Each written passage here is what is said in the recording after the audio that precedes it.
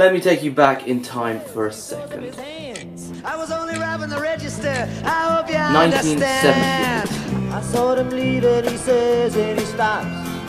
Bob Dylan, supported by Eric Clapton, played a gig at Blackbush Aerodrome to over 200,000 people. Jimi Hendrix in 1970 at the Isle of Wight Festival pulled up to 700,000 people. To put that in perspective, Reading Festival with Red Hot Chili Peppers and Fall Out Boy, arguably two of the biggest modern rock bands, could only pull 90,000 people. And Isle of Wight in its revival has only topped out at 78,000 people. So how come Bob Dylan could pull 110,000 more people than the Red Hot Chili Peppers and Fall Out Boy combined? And how could Jimi Hendrix get over 500,000 people to a festival that now tops out at 78,000? Well, the music industry has changed drastically since the 1970s, with some of the biggest changes we've seen being music streaming like Spotify, Apple Music and all that, the devaluation of music and the diversification of culture and what we can listen to.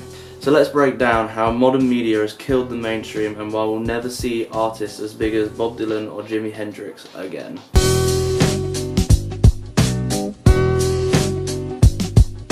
Spotify is a music streaming service that released in 2008 and is now probably the biggest and most popular way of listening to music, along with sites such as Apple Music and Deezer and so on, depending on what genre they're specialising in. My hair's not staying in one place, I'm going to put a hat on one side. There we go. Downloads and physical sales have been dying ever since, and now streaming is the #1 source of revenue for how music is consumed and listened to. Even car manufacturers these days are producing cars without CD players. Don't worry if you're a collector though, because vinyl is making a comeback.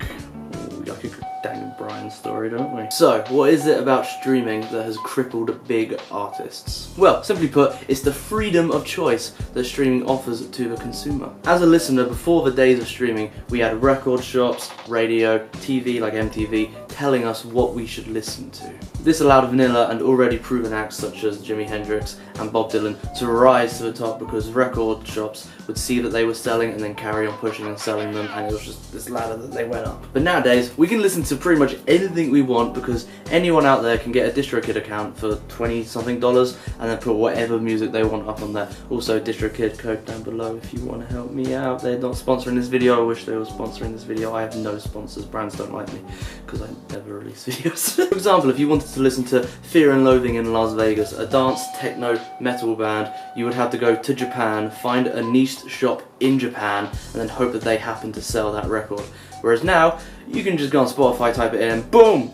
You can rave to metal music. This brings me on to the current form of content curation that we see within these platforms. They work in a similar way that record shops used to work, with a recommended section or asking the guy that works there what you should listen to. Let's call him Jeff. Jeff would recommend you something and then you listen to it, whereas now you can listen to whatever you want on these platforms, and any individual can make a playlist out of any niche genre and you can listen to it. The thing with playlists though is that because anyone can make them and because you have practically unlimited songs, they can be incredibly niched and they can be curated by people that have incredibly niche tastes, which again stops big artists from thriving, because if you like techno, Japan, dance music, metal, like I do, you can just find more stuff like that and not have to listen to crappy country music like Bob Dylan.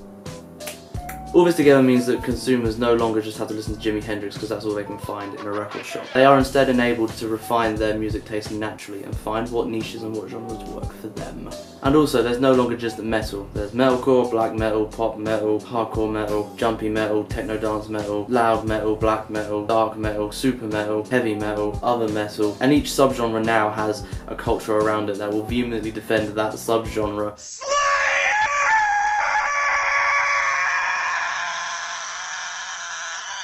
This also means that a band within a broader genre is much harder for them to rise up because of all these little subcultures that exist around one big thing. You know, you can deal.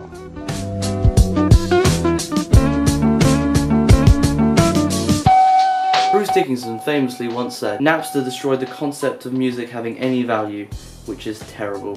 I would argue that music's never had any value as a product, although that's another discussion for another video. In relation to this discussion, I do think that the devaluation of music and the public perception that music no longer holds value has drastically changed to how we look at and how we view music as a whole. You no longer have to spend money on each individual thing you listen to. You probably don't even realise that you're spending that money on time because it's so little, and you can just listen to whatever you want, and then that devalues it in the eyes because blah blah blah, and it's a cycle. As the public perception of music decreasing in value continues to rise, along with the ease of access to listen to said music, this causes apathy within people to go out and watch it. We also have to remember that back in the 70s, these massive shows weren't just a gig, they were big hippie cultural moments in time that you had to be a part of, and that no longer exists. You felt like you had to attend in order to be part of the counterculture that was rallying against the awful corporate mainstream giant of the time. A counterculture fueled by corporations recommending products for you to indulge in said counterculture,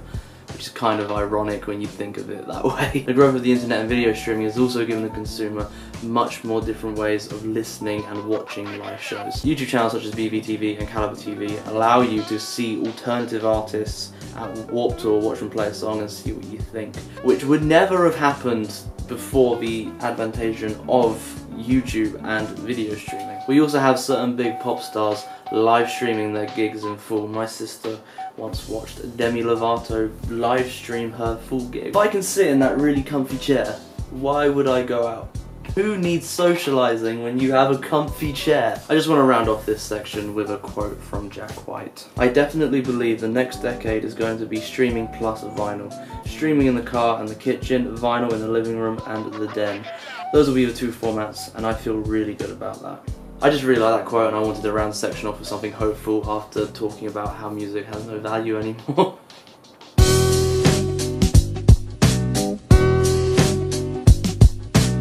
As I stated earlier in this piece, music streaming has opened up the floodgates for you to indulge in any niche you could ever want. The freedom of choice favours the consumer in almost every way, because no longer is our taste in music dictated by what is in stock at the record shop or what is being played on the radio. It's also helped perpetuate the myth that there's no money in music streaming, when in fact there is money in music streaming. It's just there's way more artists taking a cut out of that music and not just all of it going to one artist because they happen to get in the recommended section of a record shop. That's a whole another video that I'm going to do at some point, so subscribe for that video. The more diverse musical landscape these days means that those groups that would go to these massive mega gatherings are now split up among big and smaller shows. Instead of having 200,000 people at one event, you've got 10,000 at Alexandria Palace watching Architects, 12,000 watching Bring Me the Horizon at Wembley Arena, 200 watching Sixth at the Engine Rooms, 500 watching Black Peaks at Concord 2, and so on and so on and so on. This has also allowed local scenes to become much more prominent in alternative music. There's so much good music out there now that you can go listen to for little or no money,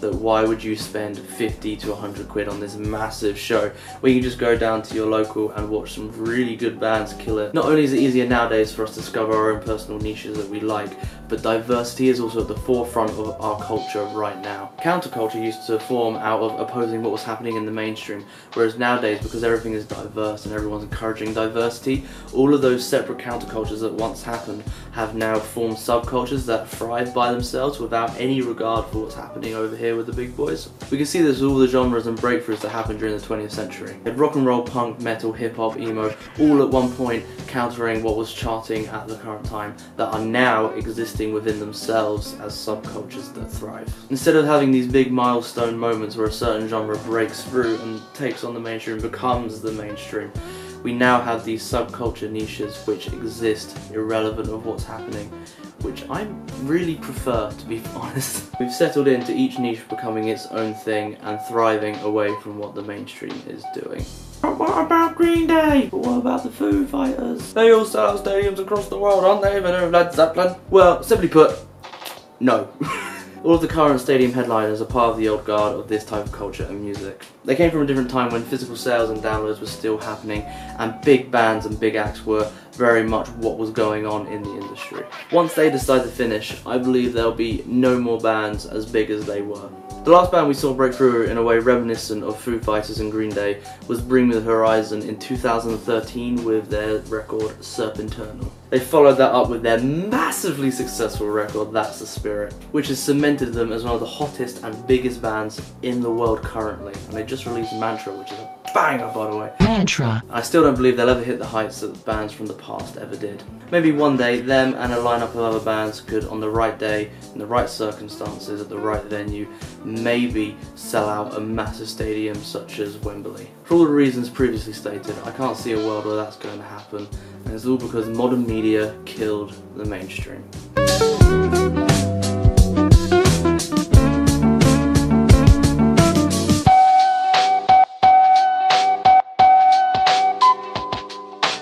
Thank you guys for watching. I'm done reading this script and I'm going to go off the cuff now. Thank you for watching this video.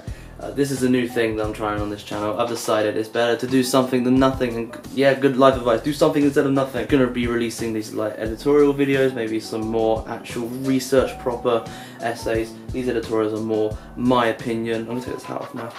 These editorials are more my opinion and what I'm thinking. If you enjoyed that, subscribe for more. I'm going to do another one soon. I'm going to get it out soon.